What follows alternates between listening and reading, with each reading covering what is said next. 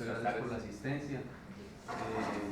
Comienzo por presentarme como miembro del comité de doctorado Carlos Adolfo Rengifo Castañeda y en nombre del profesor Germán Guerrero Pino, coordinador del doctorado en filosofía, quien les envía el saludo y los agradecimientos a los profesores Javier, a la profesora Laura, al profesor Lucas y al profesor François por el acompañamiento que han realizado a este proyecto de tesis de candidatura doctoral.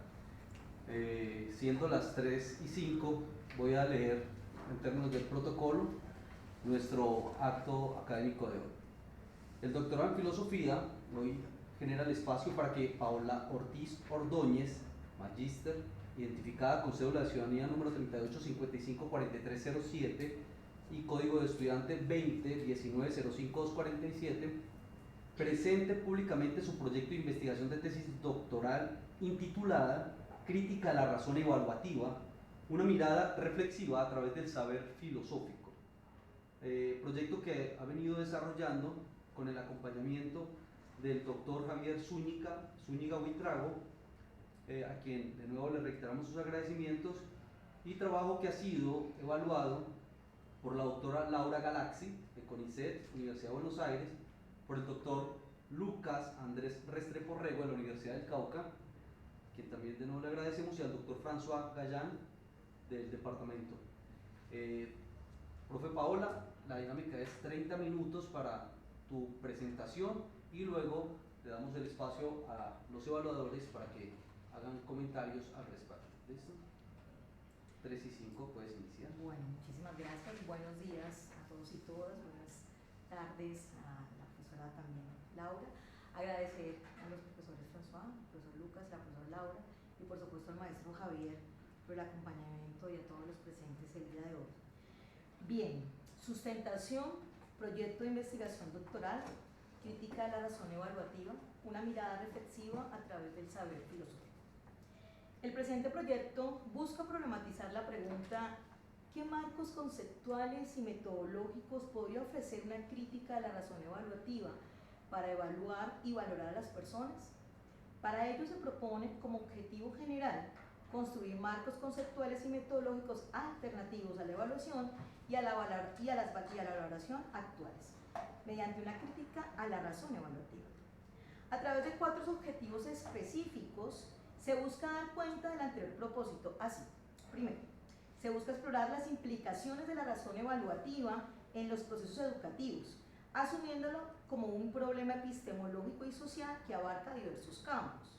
Segundo, se propone revisar los supuestos políticos y pedagógicos que suelen sostener el acto de la evaluación en la educación. Tercero, se analizarán las dimensiones filosóficas de la evaluación educativa, priorizando las críticas a la racionalidad instrumental que subyacen en ella.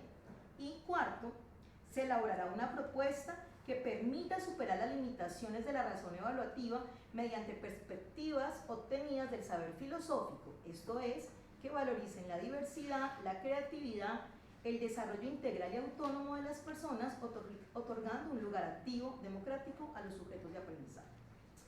Esta investigación se desarrolla a través de una revisión narrativa y un análisis hermenéutico de los documentos seleccionados. Se llevó a cabo una revisión de la literatura existente hasta noviembre de 2023 con el fin de analizar la relación entre la evaluación y la enseñanza de la filosofía.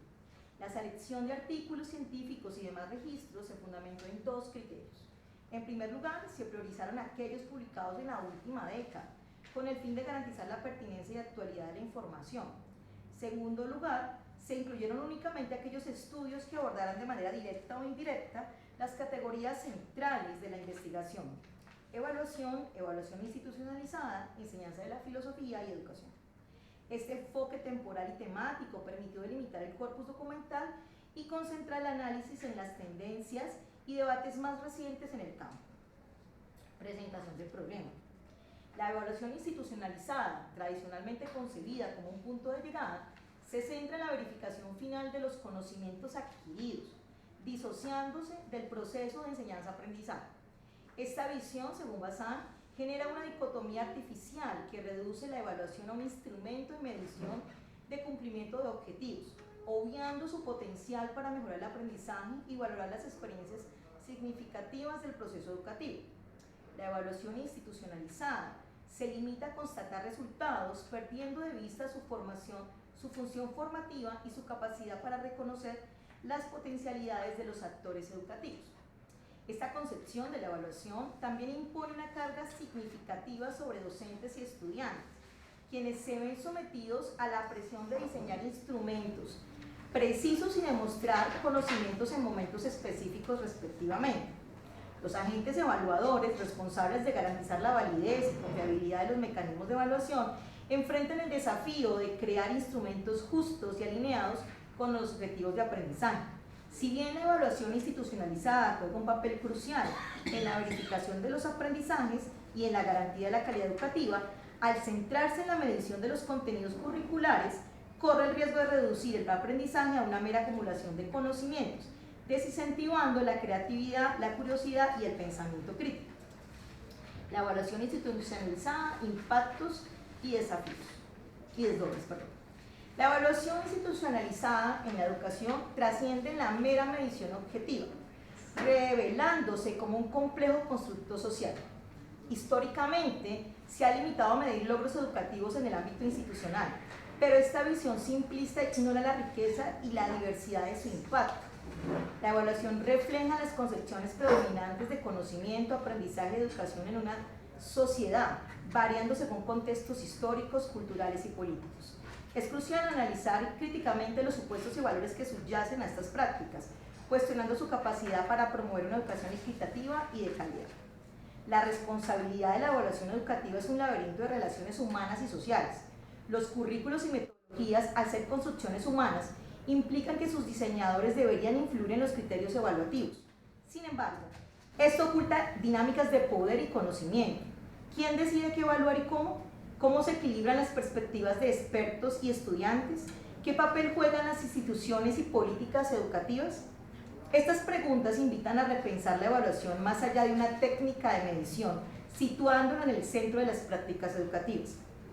La evaluación, por tanto, se convierte en un instrumento político que permite al Estado jerarquizar saberes y asignar recursos según el potencial económico. La cuantificación y estandarización favorecen disciplinas científicas y tecnológicas, relegando a las humanidades y las artes. Este desequilibrio se refleja en la distribución del presupuesto de investigación. La evaluación no es neutral, sino una práctica social con significados y consecuencias. Por ello, la comunidad educativa debe participar en la reflexión y diseños de procesos evaluativos, garantizando transparencia, equidad y pertinencia. Este trabajo busca visibilizar el papel central de la evaluación en la configuración de sistemas educativos y jerarquías sociales. El modelo evaluativo dominante, al privilegiar la cuantificación y productividad, limita la diversidad de saberes y restringe el desarrollo humano, por lo que es esencial reconocer la diversidad de formas de conocimiento y aprendizaje. Una mirada situada a los antecedentes de la evaluación en la educación. En Colombia, las evaluaciones nacionales, inicialmente concebidas como herramientas de monitoreo de la calidad educativa, evolucionaron hacia un mecanismo de selección para el acceso a la educación superior. Esta transformación se intensificó con la adopción de la prueba PISA de la DOCDE, que estableció un estándar internacional centrado en la formación de capital humano para el mercado laboral global. Este enfoque, aunque busca asegurar la pertinencia de los sistemas educativos, plantea interrogantes sobre la relevancia de la formación humanística. La evaluación estandarizada en este país, desde su inicio en 1968, ha contribuido a diagnosticar la calidad educativa mediante la estandarización de contenidos y competencias. Sin embargo, los resultados no han sido los esperados y las pruebas han tendido a bajar los índices de calidad. Es crucial investigar las causas de esta situación. El modelo evaluativo estandarizado, centrado en habilidades lectoras y memorización, presenta una paradoja. Promueve competencias básicas, pero limita el acceso a la educación superior, perpetuando la desigualdad. A pesar de la proliferación de evaluaciones en América Latina, los resultados en Colombia no han cumplido las expectativas. Esta situación plantea dudas sobre la pertinencia de un sistema que, a pesar de su institucionalización, no logra asegurar la educación de calidad.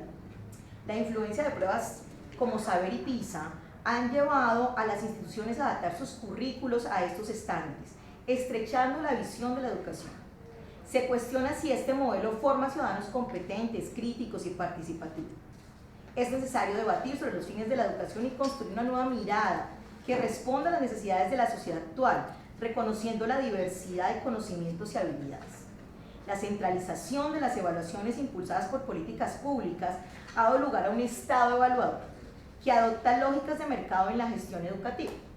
Este fenómeno, descrito por Schneider y Rostirola, refleja un nuevo darwinismo social, donde la evaluación se convierte en un instrumento de control y selección. Organismos multilaterales como el Banco Mundial y la OCDE han promovido esta tendencia, generando agendas educativas que priorizan la medición de resultados estandarizados. La persistencia del modelo evaluativo por competencias plantea interrogantes sobre los intereses que lo sustentan y su coherencia con los objetivos educativos. Es necesario analizar su impacto en la formación de ciudadanos críticos y reflexivos y su papel en disciplinas como la filosofía. La evaluación estandarizada no solo influye en el ámbito escolar, sino que también permea la vida social, definiendo concepciones de éxito y oportunidades. La filosofía de la educación puede aportar reflexiones valiosas para diseñar miradas o modelos alternativos que promuevan una educación integral pluralista, equitativa y justa. La primacía otorgada a las pruebas estandarizadas ha generado un debate sobre los fines de la educación y sobre el tipo de sociedad que deseamos construir.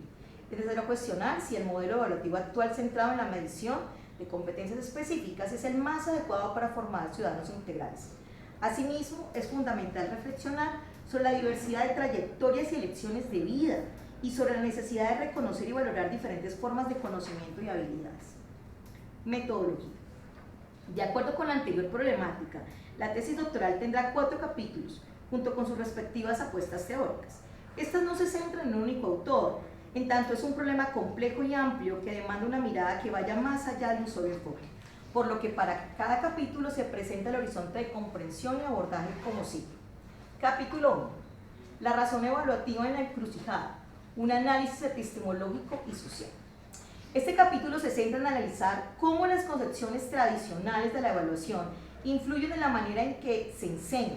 Sitúa el problema en la razón evaluativa en un contexto amplio, señalando su carácter transversal y complejo. Aquí se exploran las implicaciones de la razón evaluativa en diversos campos, su influencia en los procesos educativos y las tensiones que genera. La evaluación, lejos de ser un mero instrumento de medición, se revela como un complejo mecanismo de poder que ejerce una profunda influencia en la configuración de identidades y la distribución de roles sociales. Según Cerletti, la evaluación actúa como un dispositivo de normalización, ubicando a cada individuo dentro de un orden preestablecido y regulando sus posibilidades de movilidad social. Esa perspectiva cuestiona la neutralidad de la evaluación, destacando su dimensión política y su capacidad para reproducir desigualdades. La asignación de identidades basadas en el desempeño evaluativo consolida sistemas de poder y exclusión.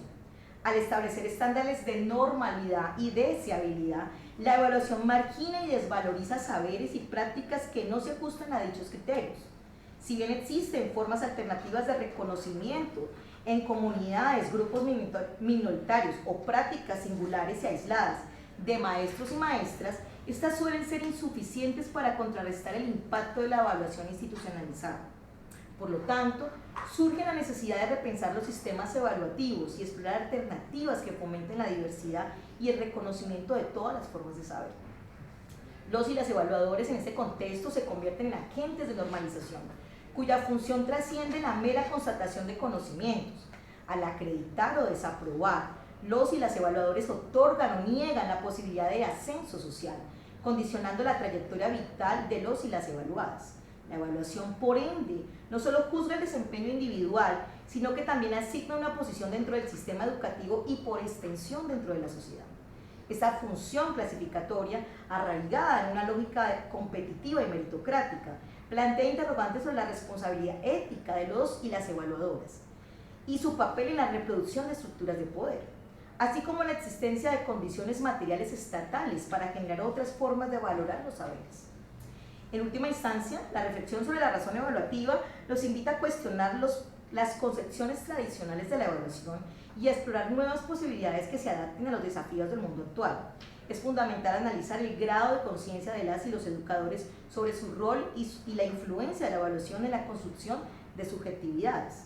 Asimismo, es necesario investigar cómo se entiende la evaluación en la actualidad, sus diversas formas y sus potenciales transformaciones en el contexto de los nuevos condicionamientos sociales. Capítulo 2. Los cimientos ocultos de la evaluación, un estudio crítico de sus supuestos políticos y pedagógicos. Este capítulo enfatizará la necesidad de desvelar las bases ideológicas, teóricas y políticas que subyacen a la evaluación y cómo éstas influyen en las prácticas educativas.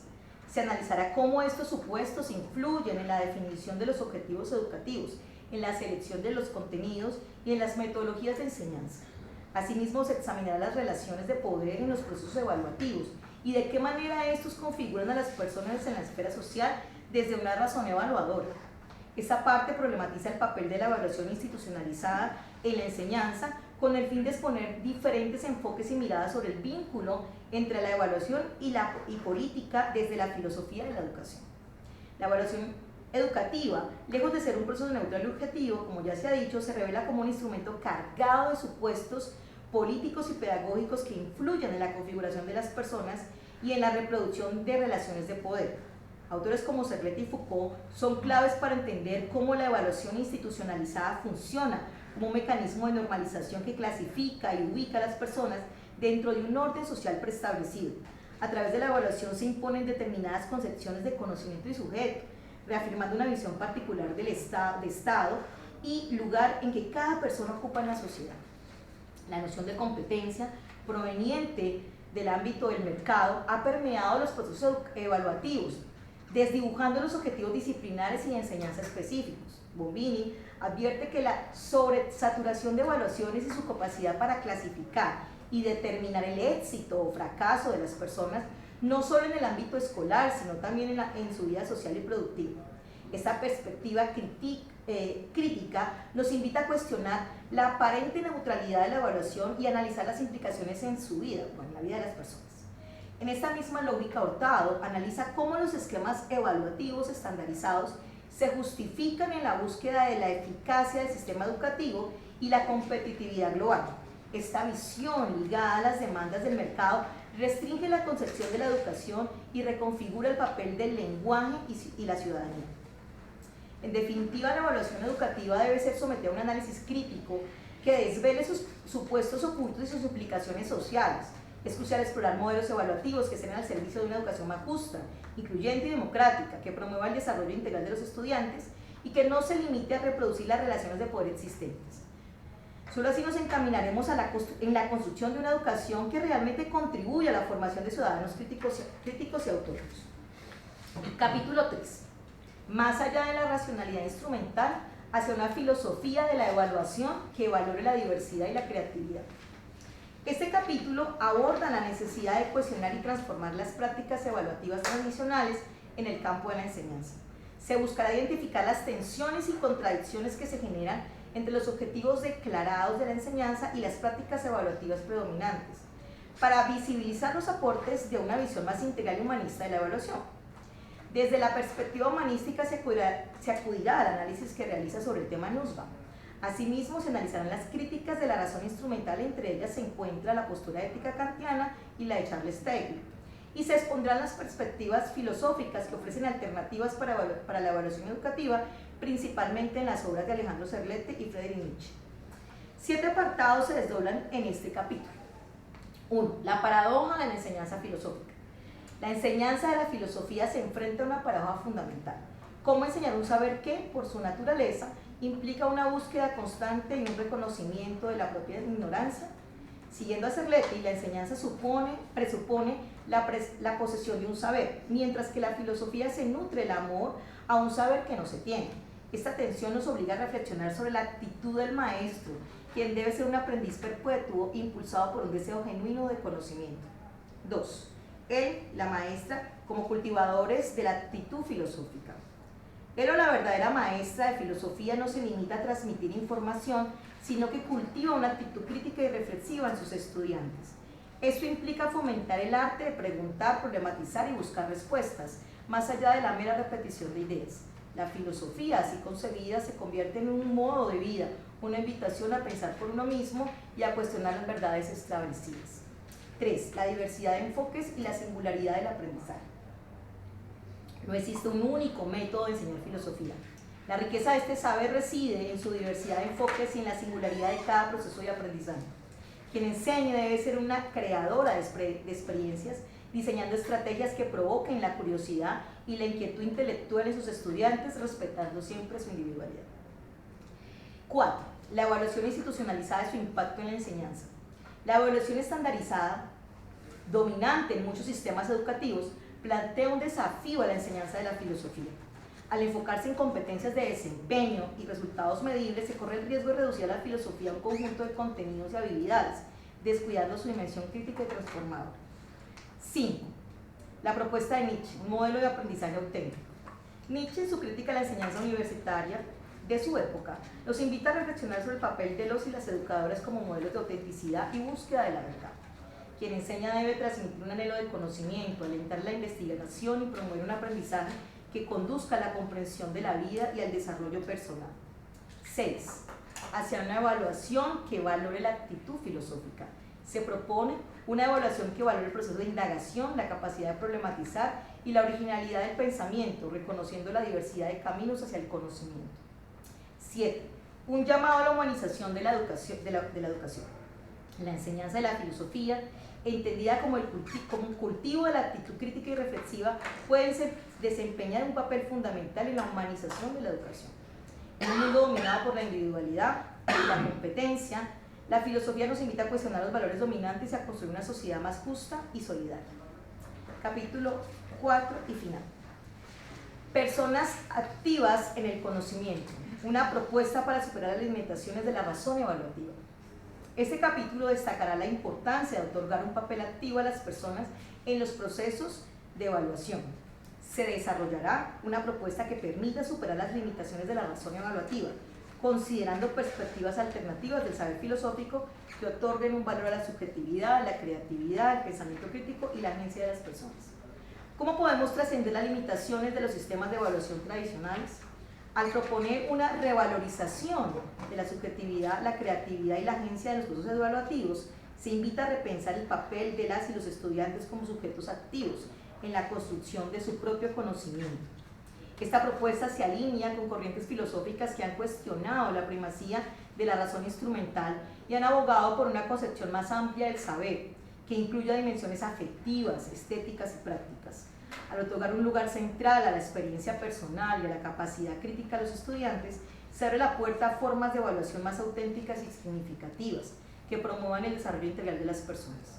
La invitación a reflexionar sobre el papel de la evaluación en la formación de las personas es particularmente relevante, ya que los sistemas educativos tradicionales centrados en la transmisión de conocimiento y la medición de resultados estandarizados pueden resultar insuficientes para formar ciudadanos críticos y creativos.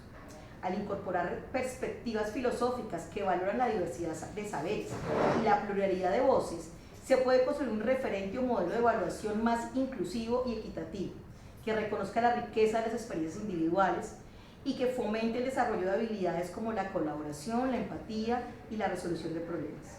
En este sentido, la propuesta de otorgar un papel activo a los sujetos de aprendizajes representa un paso fundamental hacia una educación más humana y significativa. Los interrogantes planteados hasta aquí desnudan la complejidad y los desafíos inherentes a los sistemas de evaluación actuales. Analizar la profunda interrelación entre evaluación y enseñanza, se busca evidenciar la necesidad de replantear los fundamentos filosóficos y políticos que sustentan las prácticas evaluativas.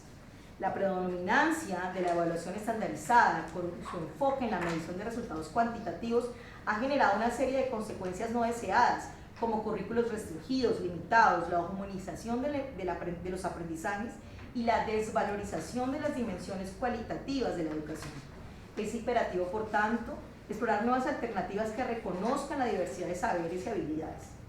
La propuesta de ampliar las dimensiones de la evaluación institucionalizada a través de la enseñanza filosófica representa una apuesta audaz para una educación significativa que privilegie el humanismo.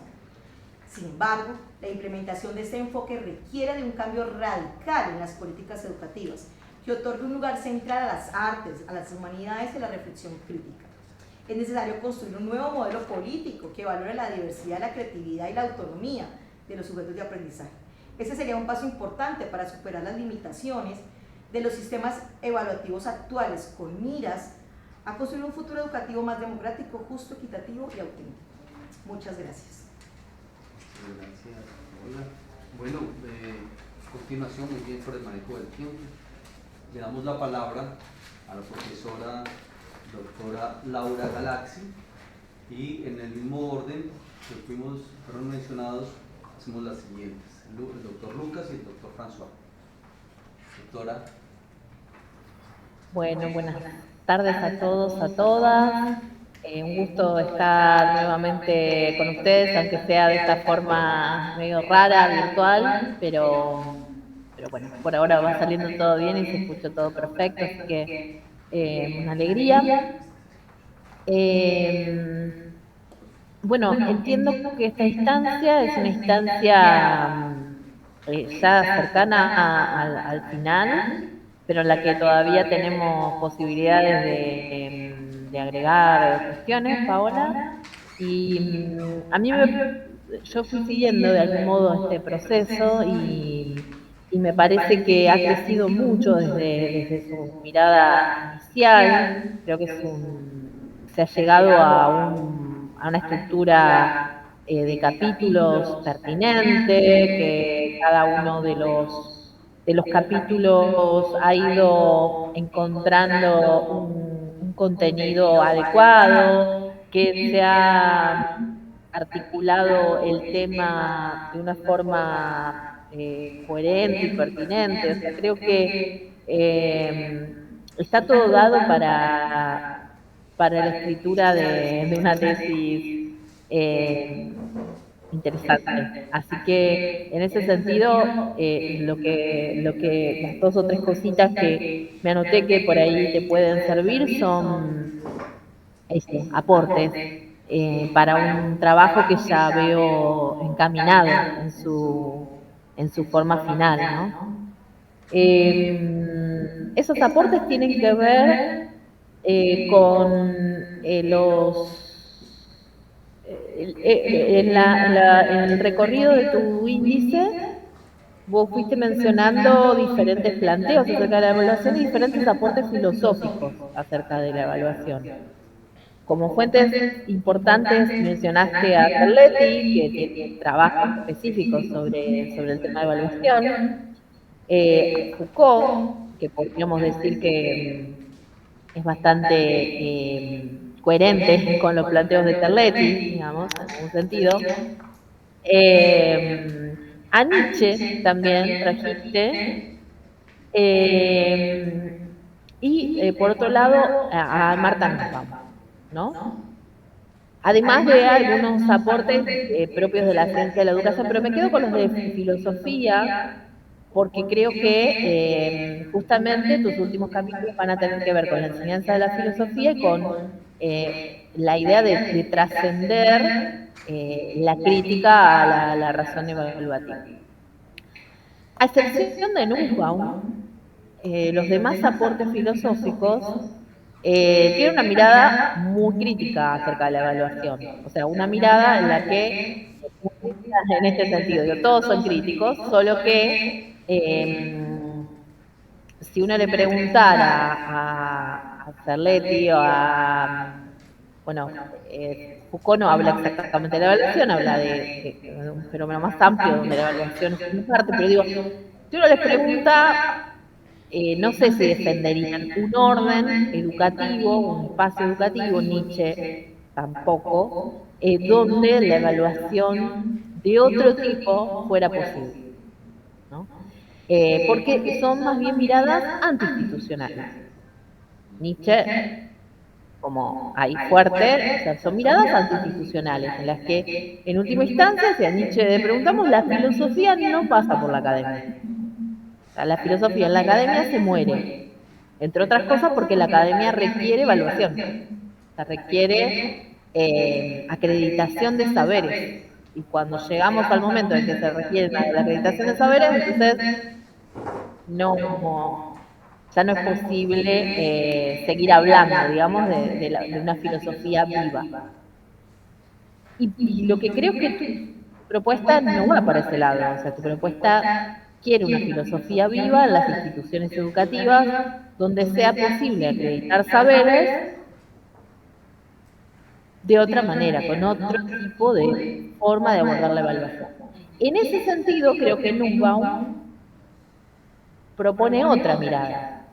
O sea, Nussbaum propone una mirada que puede pensar o que apuesta a pensar la institución, la enseñanza de las humanidades, la transmisión de las humanidades, desde una mirada crítica, pero con una defensa de lo institucional, ¿no? En ese sentido, me parece que por ahí hay aportes, eh, o bien del ámbito de la didáctica de la filosofía, o de la ciencia de la filosofía, eh, o bien de las pedagogías feministas, por ejemplo, o de las filosofías feministas, eh, que puedan servir. López Louro, por ejemplo, se me ocurre ahora, pero hay otras autoras, Bell Hooks, que pueden servir para pensar esta evaluación creativa que transforme la institución, que transforme a la evaluación en otra cosa o la trabaje en otra línea, pero que pueda mantener esa vocación institucional y, si querés, la posibilidad de acreditación dentro de una enseñanza de la filosofía que esté viva, ¿no?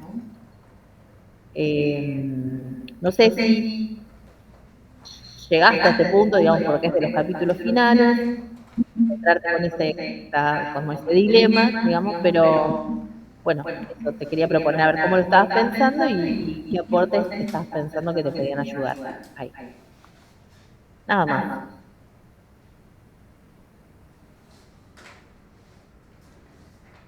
Espero que se haya escuchado, porque por ahí. Totalmente, sí, sí, sí. Bueno, muchas gracias, doctora Laura Galaxi. Vamos a escuchar al doctor Lucas Andrés y luego al doctor Bueno, yo me excuso, voy a leer también.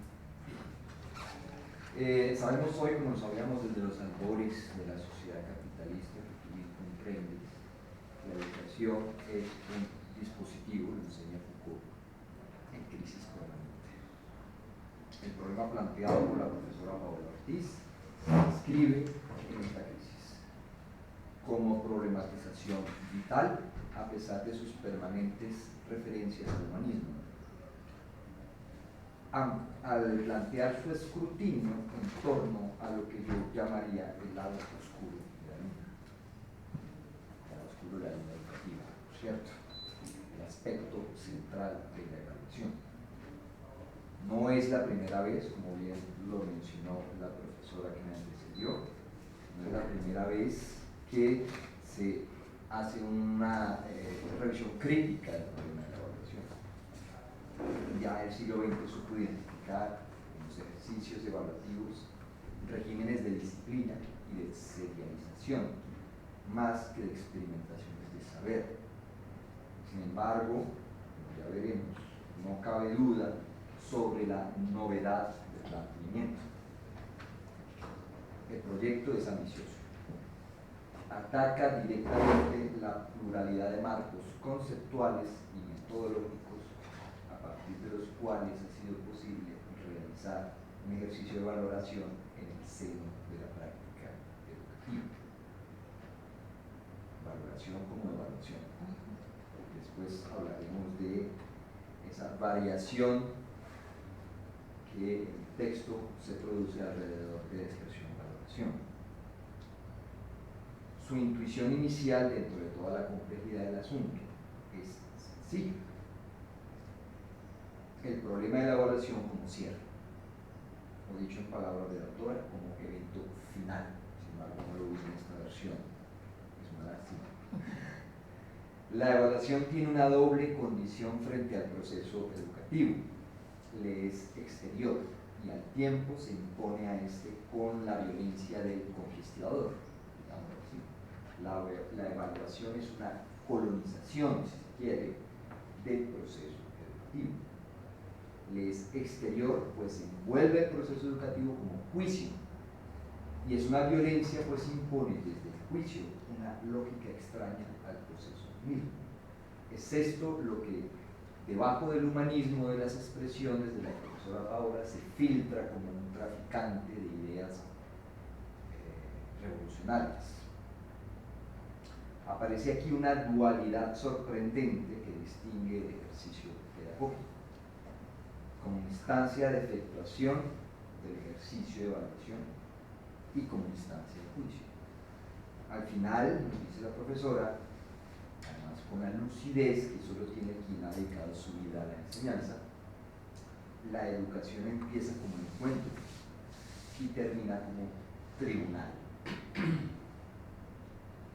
Más aún, el proceso mismo, desde su finalismo, convierte la exploración del saber en una construcción de verdad determinada por esquemas cristalizados en esta violencia educativa de la que nos habla el proyecto. No se trata, lo afirma ella desde su experiencia y en su texto, no se trata de desplegar las fuerzas del encuentro, sino de aprender una conducta prudente ante el juez, un juez que nos aguarda al final del camino, si me permite la metáfora usada por el profesor Santiago Niño.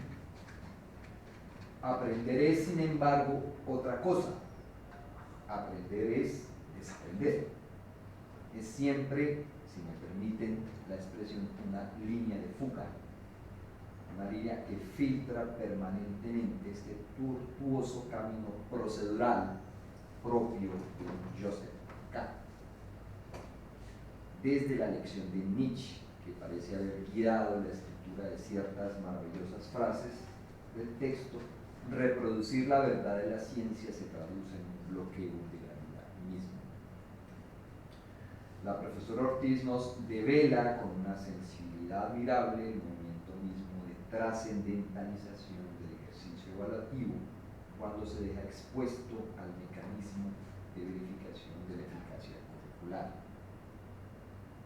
Este comentador escoge la noción de ejercicio, le hace a su vez una violencia al texto para comprender lo que la autora denomina razón evaluativa, puesto que más que de un ejercicio crítico desde su sentido estricto, la propuesta parece alinearse con una filosofía práctica, a menos la metodología si lo sugiere. Su objetivo aclara el punto. Se trata de un ejercicio afirmativo en el ámbito de la evaluación. Crear desde una, me excusan el francesismo, mise en évidence, líneas de fuga para el ejercicio pedagógico. Ya lo mencionó la profesora, líneas de fuga porque no se trata de destituir una institución. El caso de la filosofía es, aquí, en este ejemplo, paradigmático. ¿Cómo no traicionar la especificidad del ejercicio filosófico al convertirlo en tribunal? ¿Cómo no convertir la filosofía en la escuela en una lección de epistemología o en una lección de moral? La autora asume este principio. La enseñanza de la filosofía es extraña a todo tribunal de la razón. Sin embargo, dicha ambición no peca de utopismo ansioso. No se trata tanto de presentar un desarrollo de metodologías nuevas en el ejercicio evaluativo, sino de explorar nuevas condiciones de posibilidad para el pensamiento alrededor de la evaluación. O dicho de forma más precisa, permitir al ejercicio evaluativo una evaluación de sí mismo, una evaluación de la evaluación. La hipótesis propuesta, es el texto, el otro, no es convencional. Yo mismo he intentado ponerla en práctica con mis estudiantes de Derecho. La profesora Ortiz nos propone integrar la evaluación al cotidiano mismo del ejercicio pedagógico. la evaluación de la evaluación se integra una suerte de vitalismo no confesado detrás de su humanismo insistente en el texto, en la expresión siguiente: la vida cotidiana, las interacciones sociales y las experiencias personales son también espacios de aprendizaje y evaluación. Lo dice una maestra. El ejercicio crítico aquí es sobre todo, si me permite, clínico. Clínico.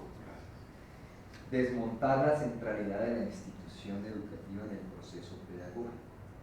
Repito, desmontar la centralidad de la institución, no desmontar la institución en el proceso pedagógico para dar vida libre a la proliferación de nuevos productivos en el aprendizaje.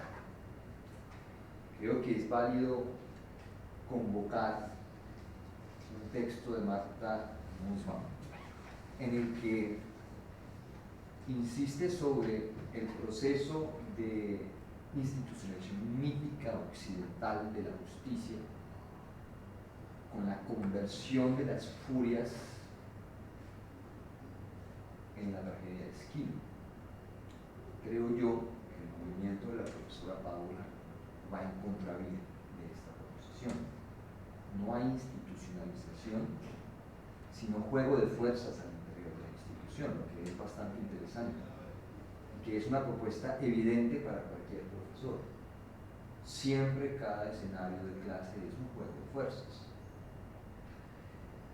Sin embargo, la pertinencia de tal desplazamiento no es evidente. Las instituciones tienen a su favor la insistente permanencia en la historia, la repetición de lo mismo como ilusión. Pero es necesaria consideración, no cabe duda. La crítica a la institución no es ya solamente la crítica de sus contenidos pedagógicos, sino la crítica de su posición trascendente respecto del proceso mismo. En efecto, la autora no propone sacrificar la institución a favor de un naturalismo ingenuo. No es una anarquista torpe que quiere ver en los edificios de las escuelas, que quiere ver los edificios de las escuelas iluminados por el fuego sacro de la revuelta. Al contrario, se reconoce en la institución como producto de la institución y como fuerza al interior de la institución. Reconoce además que la institución es estructura deficiente, dispositivos en proceso de transformación y territorio mismo de posibilidades. No debe haber una fuera de la institución, así como no debe haber una fuera de la educación. Por eso acoto el elemento finalista que se filtra con la sugerencia de formar ciudadanos.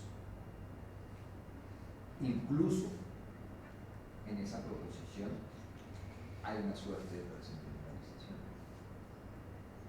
El ciudadano final no existe. Es un elemento de evaluación finalista. El llamado a una pedagogía democrática no es meramente retórico, si se tiene en cuenta que el punto de partida es justamente la perturbación trascendentalizante del proceso educativo. ¿Y qué es la democracia? En un sentido radical, sino problematizar en lo cotidiano los procesos de aprendizaje. El problema no es la institución en cuanto tal, en cuanto al lugar mismo de lo social, sino la institución como ejercicio de serialización y de jerarquización o estado evaluador. Es sobre todo desde la evaluación, nos dice la profesora Ortiz, que el Estado puede dar forma a los productos del proceso educativo de dirección.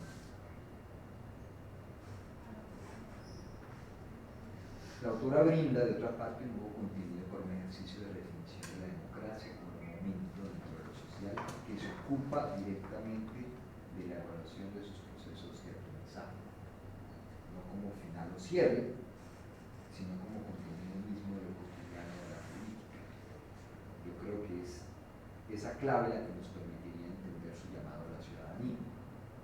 La ciudadanía no como cultura ciudadana, sino la ciudadanía como ejercicio mismo del proceso educativo. En tiempos de autoritarismos, la sugerencia de la. Resta saber solamente cómo superar el viejo umbral de la escala. Eso ya es horrible. En términos de la metodología y el valor académico de la propuesta, quisiera resaltar lo siguiente. El punto de partida de la profesora Ortiz es el hecho institucional mismo. Si la evaluación final es el método acertado para determinar los avances de la institución educativa, luego es esa institución la que debe asumir los resultados que su método arroja. La historia de la evaluación en Colombia, que es lo que nos propone el texto, al menos como primer capítulo, es el motivo fundamental de esta reflexión. La opción por la documentación pública en los últimos 10 años demuestra una preocupación por el elemento operativo de las categorías referentes a los procesos educativos. Aquí la sugerencia es muy simple. ¿Qué dice la educación sobre sí misma cuando se evalúa a sí misma a partir de sus criterios de evaluación? Respecto del método, la autora es radicalmente materialista. La apuesta por confrontar la razón evaluadora de superación propia no puede sino darnos un resultado único. El balance es siempre negativo, sea desde el punto de vista de las competencias como método de estructuración de contenidos, sea desde el punto de vista de la evaluación de esas competencias. Sobra decir que el planteamiento es intachable desde el punto de vista de su estructura sintáctica y gramatical.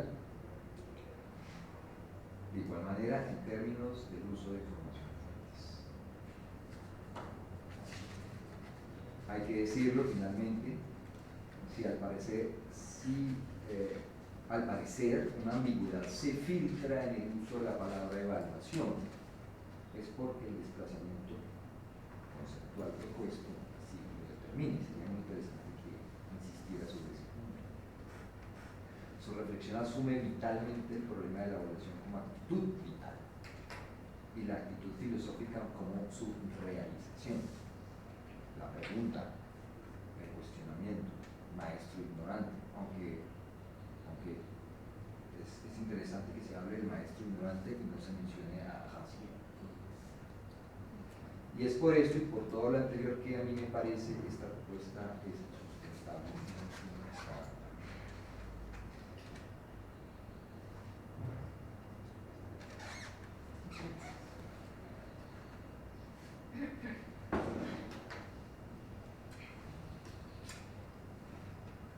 Muchas gracias, profesor Lucas Andrés. Tiene la palabra, profesor Juan. Sí, buenas tardes de nuevo a todos. Muchas gracias, Paola, por esa presentación. Tuvimos la oportunidad en mi seminario de investigación de escucharte en varias ocasiones y dialogar contigo sobre la conformación de ese proyecto doctoral, sus hipótesis, sus tópicos. Aquí retoma, digamos, sobre todo ampliando a escucharte y con el soporte de escrito que tú presentas. Hay una presentación muy didáctica y un pensamiento hasta bastante natural de los tópicos que intentan conformarse en la ordenación, digamos, posible de capítulos y con una bibliografía bastante extensa ya. Y me parece muy claro, digamos, que uno de los pilares fundamentales, si no el pilar fundamental del trabajo, tiene que ver con esa afirmación que comparto, aquí, pero aparece muchas veces en el proyecto doctoral, en la página 7, la evaluación educativa, cito, debe ser sometida a un análisis crítico que desvele sus supuestos ocultos y sus implicaciones sociales. Muy bien, cualquier sospecha reposa sobre una intuición fundamental, que a su vez conlleva a una justificación, por lo menos aquí filosófica, y a su vez esa justificación debe desbordarse hacia una forma de invención, es decir, que el diagnóstico operado, revelando, digamos, que el parecer no es el parecer, digamos, que lo que se ofrece institucionalmente, etc., es una apariencia que esconda otra cosa, conlleva a una justificación, y ahí puede aparecer, y una invención. Entonces puede aparecer, digamos, dos modos: un modo, digamos, trágico, de no resolución. Precisamente hay una tesis, esto que se presenta, digamos, institucionalmente como la ordenación, digamos, de una verdad que en realidad esconda otra cosa, entonces antítesis. O en un modo más dialéctico, más casi que hegeliano, tesis, antítesis, pero conllevada en la forma de síntesis. Y si es un modo hegeliano, entonces significaría que en la denuncia de lo que se presenta hay en germen algo, una potencialidad que está por darse, que hay que efectuar, y que tendría que ver, digamos, con una apertura, sino real, en términos de praxis, por lo menos en una apertura teórica, filosóficamente hablando, para obviamente ofrecer otro panorama que sería la resolución de lo que uno denuncia, para que uno no participe de una repetición, digamos, de lo denunciado. Y entonces aquí me parece que la cuestión metodológica hay que afianzarla. Me parece que hay dos planos: un plano, digamos, como decía, un plano histórico y contemporáneo en relación con el diagnóstico, y otro plano más filosófico en términos de problemática. Empiezo por el primero. El diagnóstico se opera, digamos, sobre la situación de lo que es América Latina. Entonces aquí hay dos posibilidades. Hay una primacía, digamos, del plano histórico de lo que se ofrece en términos educativos en América Latina, y Colombia es solamente un elemento dentro de ese marco grueso. O al contrario, hay solamente una pequeña remisión, digamos, a América Latina, para que la primacía se da sobre el contexto eminentemente colombianos. Pero en los dos casos hay que situarse históricamente, de dónde uno parte históricamente, culturalmente también, y dónde termina uno en el diagnóstico. Obviamente, digamos, la cuestión de incipiente, digamos, detrás de eso sería apelar a una filosofía de la actualidad. Y ahí viene muy bien, obviamente, algunos autores que mencionas, Foucault, Nietzsche, etcétera, que pueden participar de esa reflexión sobre una filosofía de la actualidad, un diagnóstico del presente, sino una ontología del presente, para retomar, digamos, algo, una perspectiva Foucaultiana inspirada en Nietzsche. Entonces ese sería el primer plano metodológico, digamos, donde me sitúo culturalmente, para decirlo así, cuál es la primacía, es el marco grueso, digamos, de América Latina, con un componente que es Colombia, dentro de mucho. Pero aquí hay que apelar también a lo que son los puntos nodales entre naciones, Estado-naciones, y cuáles son los puntos de desencuentros. Quizás el trabajo aquí ya en sí es una tesis, en donde la antropología, la historia, la sociología sería muy fuertemente convocada, además de la filosofía. Probablemente, digamos, la primacía se va a dar sobre Colombia, sobre un contexto colombiano, donde en segundo plano aparece el marco, digamos, de lo que es América Latina, pero asimismo, en donde nos situamos en el contexto colombiano, de donde partimos. Partimos del siglo XX, del siglo XIX, etc. Lo que implica también preguntarse, digamos, sobre esa cuestión, digamos, de la ciudadanía, digamos, de la conformación ideológica de la ciudadanía de un Estado. Y cuál es el marco, digamos, donde terminamos ahí. Y esa cuestión metodológica ahora puede desplazarse sobre la referencia a unas problemáticas y a unos autores. Yo vuelvo a decir aquí una cosa que ya sabes, y que aparece también en mi concepto, a propósito de ese título, Crítica a la razón evaluativa. Obviamente te había dicho Kant, y Kant es mencionado. Entonces hay una crítica a la razón, pero es una razón evaluativa, lo que implicaría un tipo de racionalidades en plurales que pueden componerse o anteponerse. La razón evaluativa parecería anteponerse a una especie de razón cualitativa, si es que la expresión podría darse, o digamos que potencialmente el texto hace aparecer eso. Pero bien, entonces, ¿qué tipo de racionalidad y de dónde se efectúa esa crítica? Es de manera socavada en la razón evaluativa hay algo que potencialmente en germen produce, digamos, su crítica, o apelamos a otro tipo de racionalidad que se enfrenta a esa supuesta razón evaluativa. Entonces, en todo caso, esto es muy fuerte, pero hay una redundancia, sí, necesaria en el subtítulo, una mirada reflexiva a través del saber filosófico. El saber es exactamente el conocimiento. Ese saber, digamos, es un saber dado en un momento dado, un saber institucionalizado, un saber que no requiere ser puesta en cuestión. Se trata de una cierta tradición, cual se trata de enfrentarse a una tradición filosófica en el espíritu de la modernidad, de lo moderno, por lo menos tradicionalmente y simbólicamente como se hace en los manuales sobre la filosofía, apelando, digamos, a la figura de Descartes en el siglo XVII.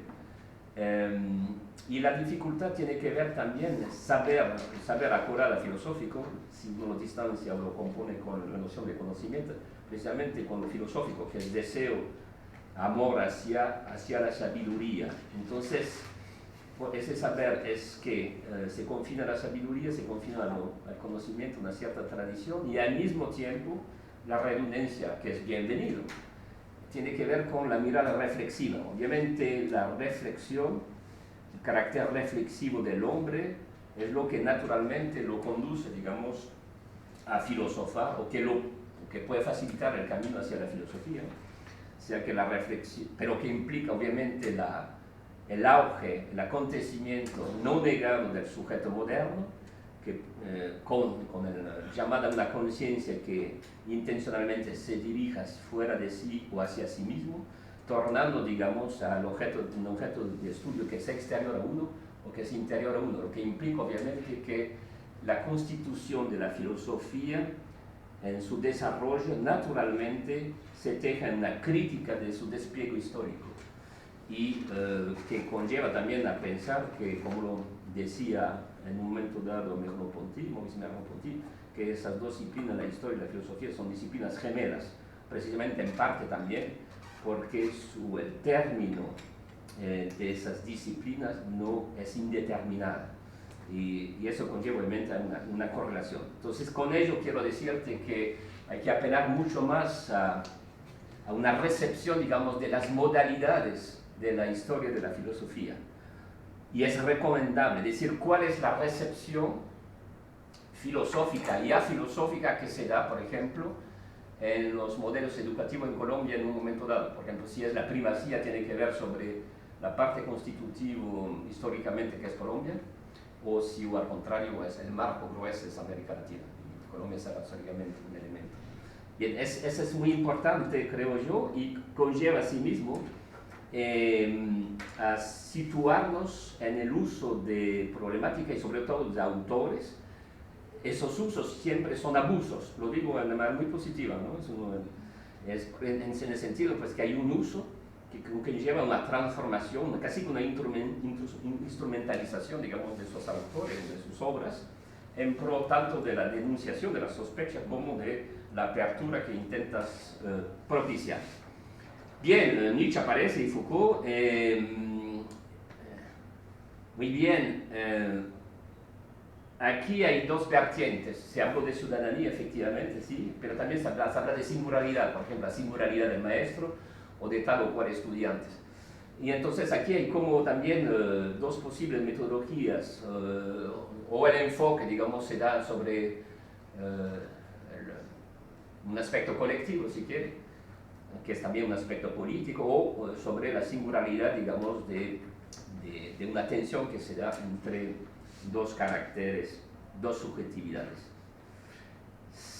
Foucault muy bien, pero Foucault prolonga muchas del diagnóstico genial que operó Marx en términos, digamos, de la contradicción interna del capitalismo, que se traduce en una lucha de clases, y de esta idea finalmente que el Estado está aquí obviamente para promover el interés oculto de unos pocos, la clase dominante, la clase burguesa, que instrumentaliza la clase obrera en pro de sus propios intereses.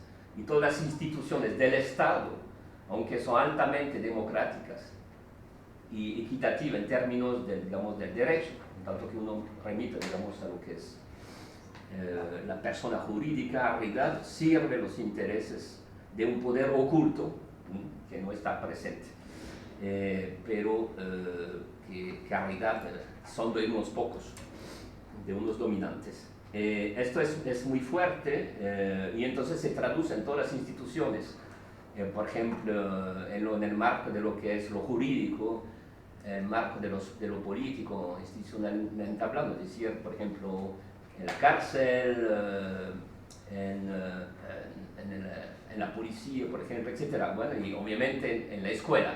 Todo esto que promueve Marx será ampliamente retomado por Foucault. Una de las distinciones, sin embargo, es la siguiente: en Marx, digamos, el poder está oculto, ¿sí?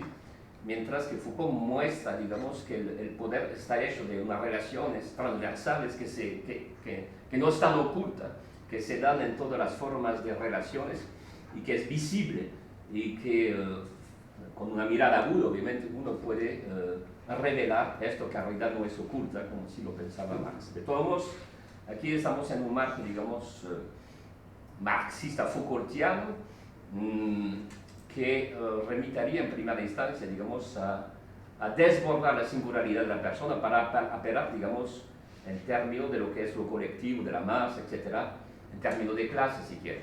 Bueno, y aunque hay una ética Foucaultiana donde la singularidad aparecerá al final de sus trabajos, pero bueno. Entonces, es esto, es lo que va a predominar, o cómo se va a componer con la otra referencia que es Nietzsche, donde ahí sí es la singularidad pura que aparece.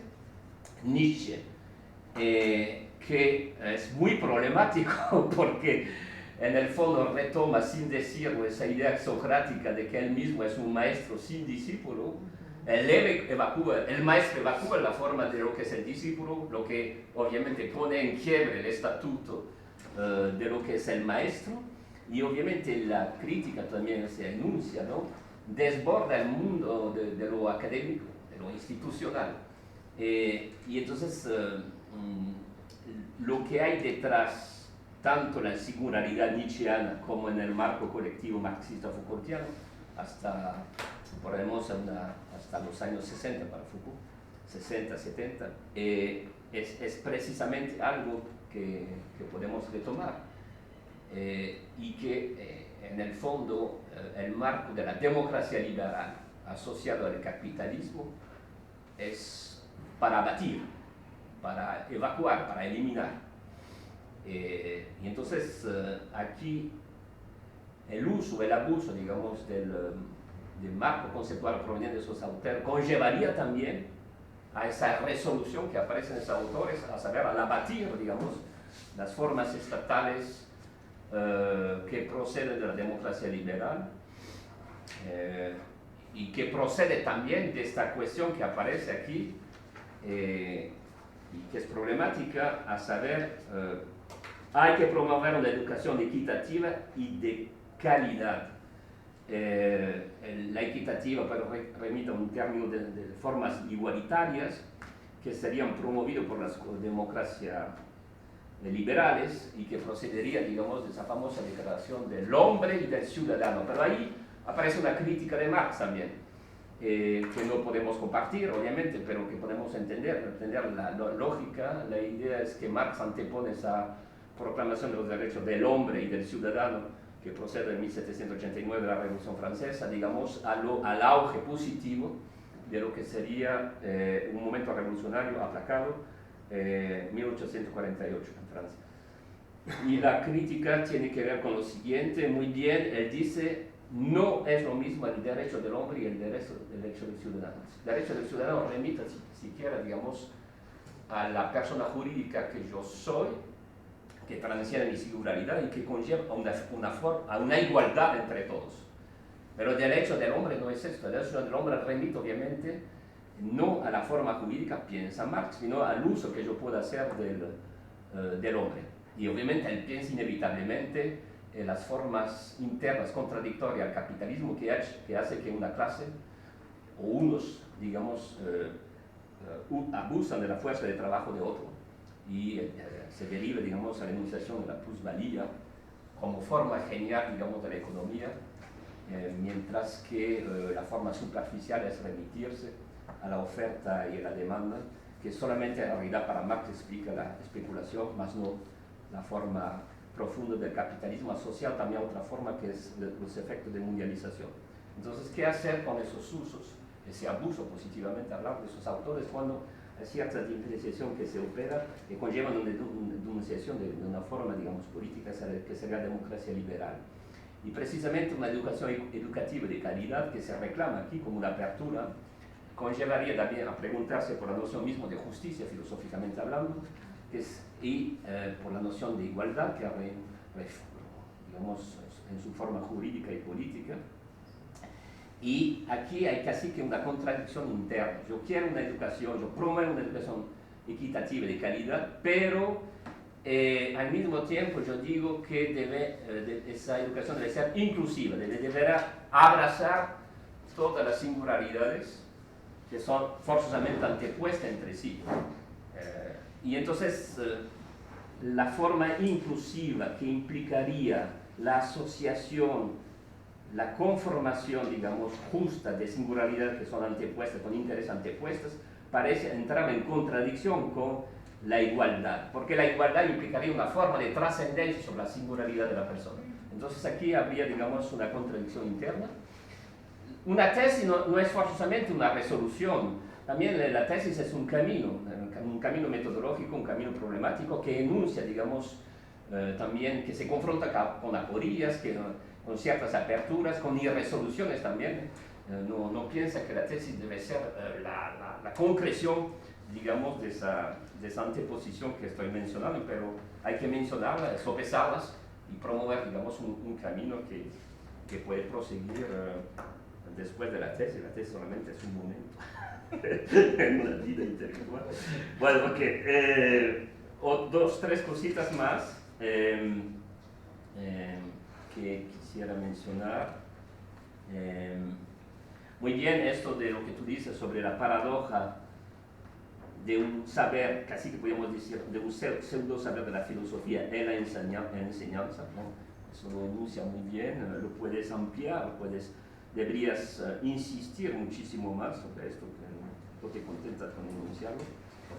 También esa idea de la competencia que está puesta a prueba. De hecho aparece muchísimo, ¿no? Prácticamente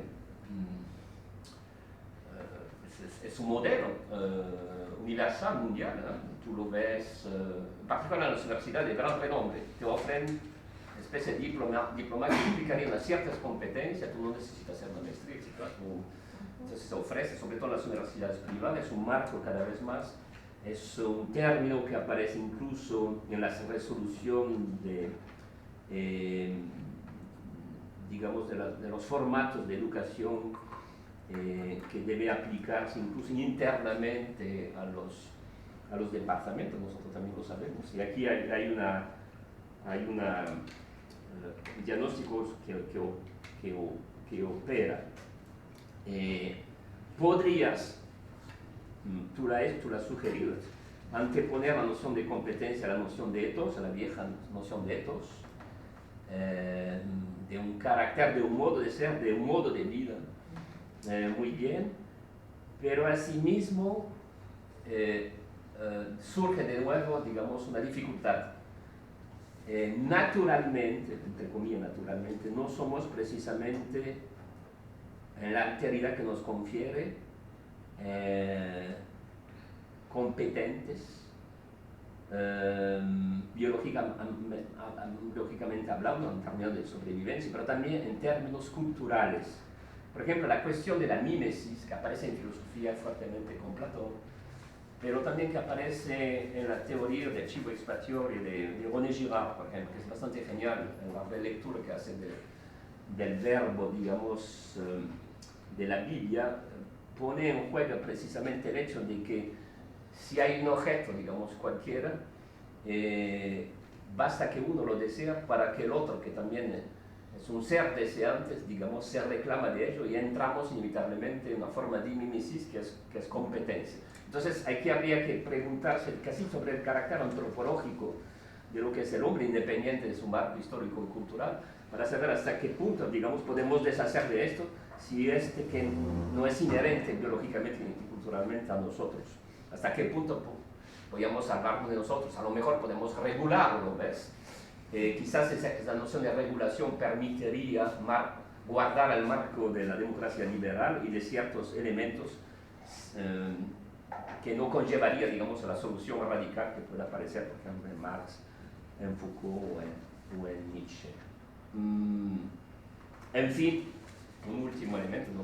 Es que se me dio, obviamente hay temas muy interesantes, obviamente, y hemos discutido mucho, bueno, uno habla por sí solo también, que habla por nosotros, pero también es un diagnóstico sobre la filosofía que haces, entonces obviamente, y aquí yo pienso que vendría muy bien una conferencia de Alain Badiou, creo que dio en Argentina, está traducida, te la voy a buscar. Su idea va en contra, digamos, de lo que pragmáticamente se ofrece en los departamentos de filosofía, saber una división de la filosofía que tiene que ver con la especialización.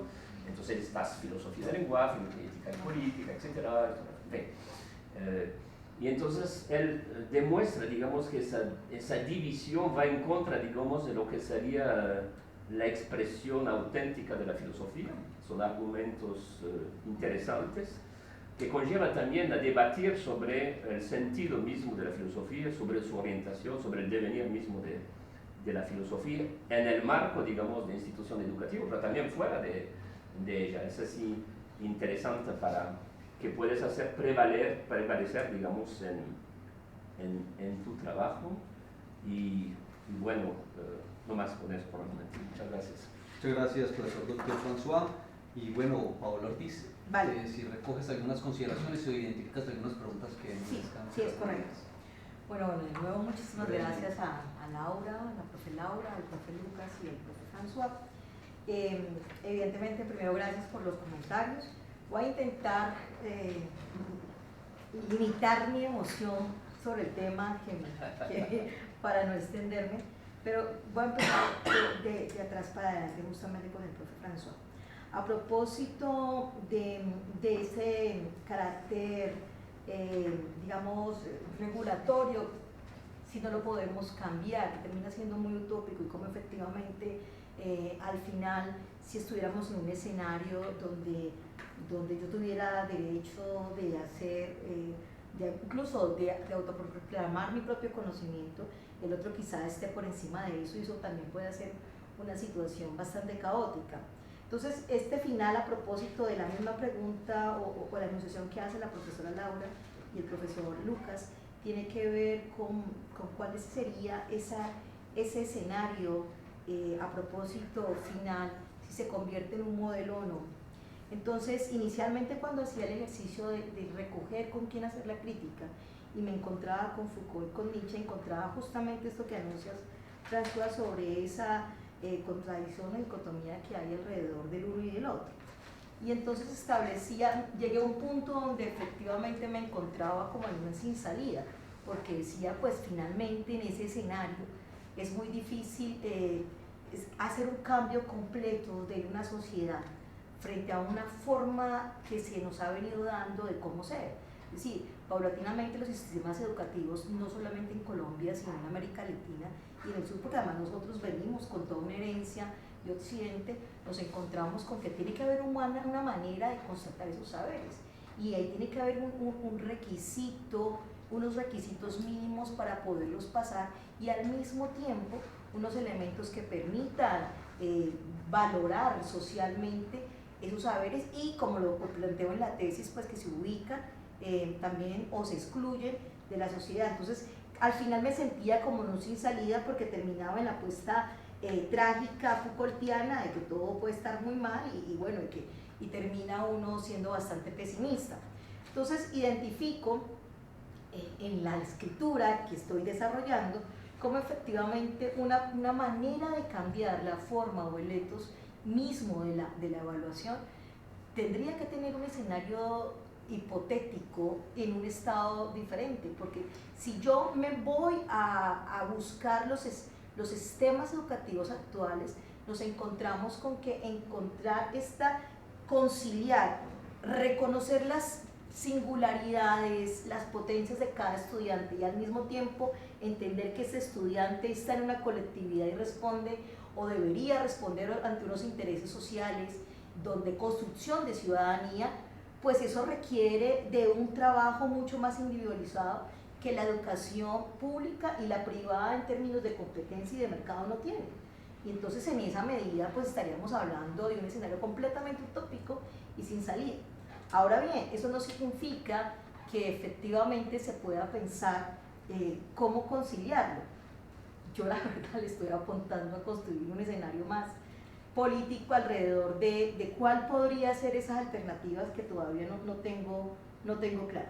Pero efectivamente cuando encuentro esa contradicción entre la singularidad y la igualdad, quizá aquí tuve que ser más específica con el modelo con el concepto más de justicia sobre el de igualdad, que tendría que estar justamente porque anotaba en lo que presentaba el profesor François que efectivamente allí habría una dicotomía. Esto para decir que efectivamente no lo tengo solucionado, pero que me interesa identificar más desde una posible escenario alternativo, quizá más literario, a propósito de la enunciación del profesor Lucas sobre el señor K, desde Kafka.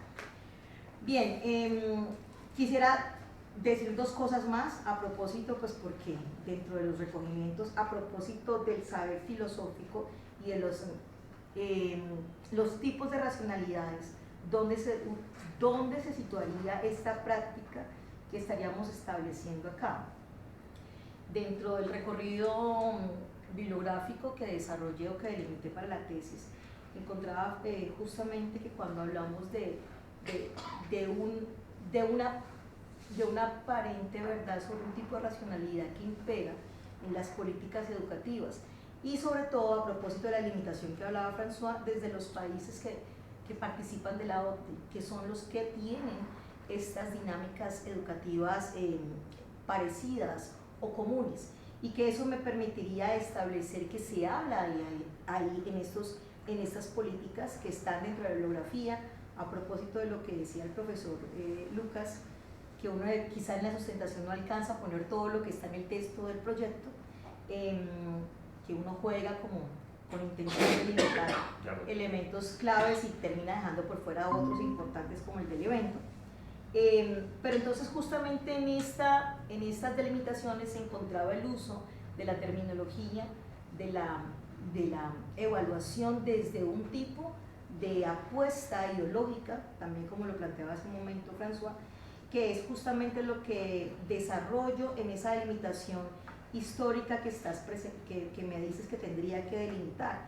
Entonces, cuando presento el proyecto, identifico que hay una locación situada donde me quiero desplegar, pero que esa locación de Colombia se desprende de una política más global que responde a una lógica más hegemónica desde más el ámbito económico y donde la educación y por ende la evaluación juegan un papel de normalización e instrumentalización en el proceso de configuración de lo que terminamos siendo socialmente, de cómo nos excluimos desde la forma como somos valorados, y que esto viene desde una apuesta ideológica que está allí puesta de manera implícita más no explícita, que es lo que también tengo que demostrar en la primera parte. Y finalmente con el concepto del evento de evaluación, que muy bien decía el profe que no está, pues evidentemente no lo puse porque me quedé pensando en la reflexión a propósito de un concepto más, no sé, fenomenológico, como la evaluación como evento tendría que tener mayor despliegue desde el punto de vista teórico para entender que ese evento de la evaluación trasciende en la vida de las personas desde el ámbito de las emociones, de las restricciones que genera un escenario como este, por ejemplo, donde también está configurado en la academia para que efectivamente se pueda constatar la realización o la autoría de esta investigación, y que también exige para muchas personas, por ejemplo, un momento al que se restringe llegar por todo lo que eso carga para sí. Entonces encontramos, por poner un ejemplo, varias personas que con el pánico escénico no pueden llegar a ese tipo de instancias, y quizá donde la virtualidad, por ejemplo, jugó un papel importante para ese tipo de escenarios, pero que también tendrían que tener otro tipo de alternativas, diría yo, ¿sí?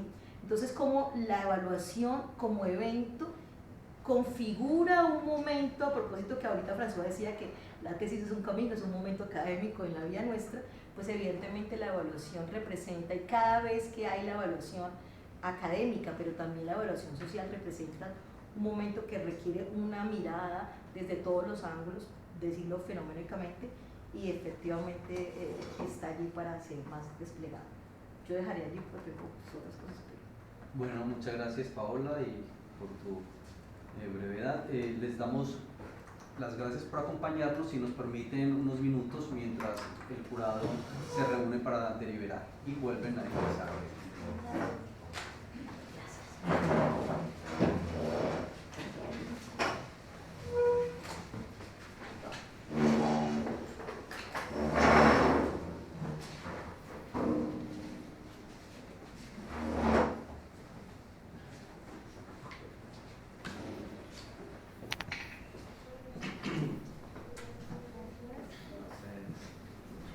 Ya los llamamos.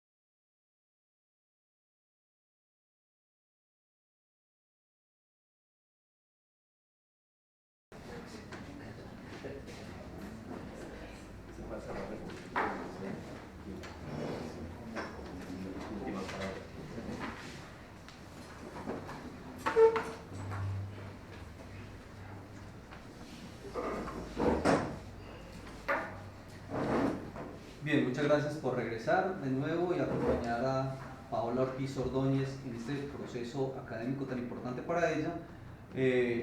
Les leo el acta. La estudiante hizo hoy, 12 del mes de marzo del 2025, una exposición del proyecto de investigación intitulado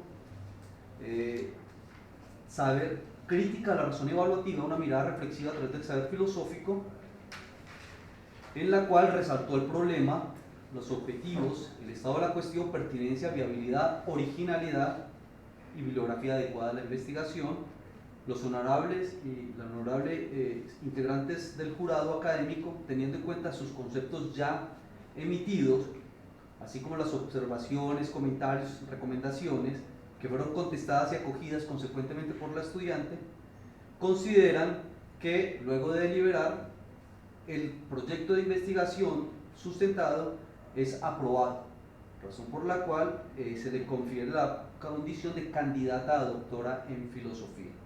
Felicitaciones a Paola Ortiz Ordóñez, así como a su asesor, el profesor Javier Zúñiga. Gracias también a los evaluadores, a la doctora Laura, por el tiempo, la dedicación y bueno, felicitaciones.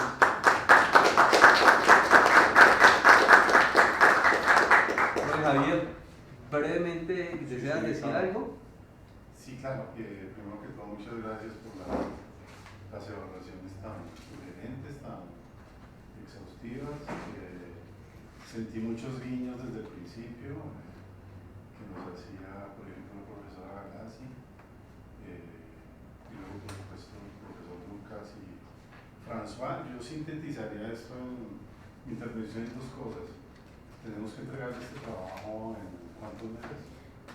De 2 meses y medio, 3 meses, yo creo que es. 2 meses y medio, 3 meses, luego eso es bueno que se vea públicamente porque muestra las condiciones de la investigación. Sí.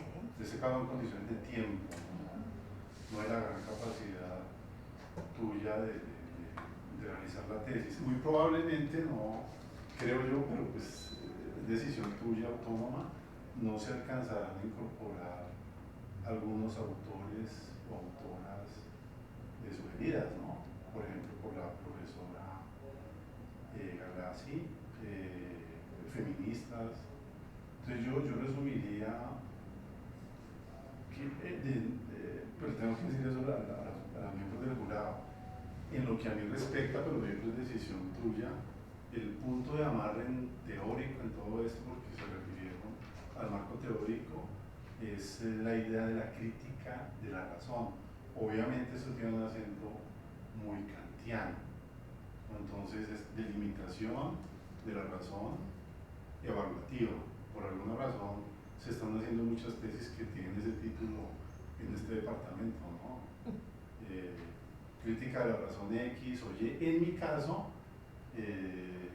lo que yo sugiero, pero pues las decisiones son de la doctoranda, crítica de la razón evaluativa significa aquí, sin excluir Kant, una puesta en evidencia de un dispositivo ideológico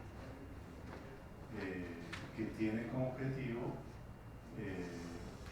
preservar un statu quo y unos saberes hegemónicos y una economía hegemónica que es capitalista. Por supuesto, eso me parece compatible, así venga de Kant, con una crítica a los dispositivos ideológicos capitalistas. Entonces, la delimitación de los alcances de la razón evaluativa implicaría, por supuesto, como lo han señalado, creo que los tres, una propuesta distinta, que podría ser otra razón evaluativa que tendría como intención, pues no sé, ideológica y no acompañar al capitalismo. Yo creo que eso, repito de nuevo por decisión de Paola Ortiz, es muy compatible con los maestros de la sospecha, ¿no? Con Nietzsche, con Marx y con Freud. En el punto de partida, pues Nietzsche sirve, y creo que te ha servido al lado de Cerletti, pues para mostrar que hay una relación intrínseca entre saber y poder, siempre.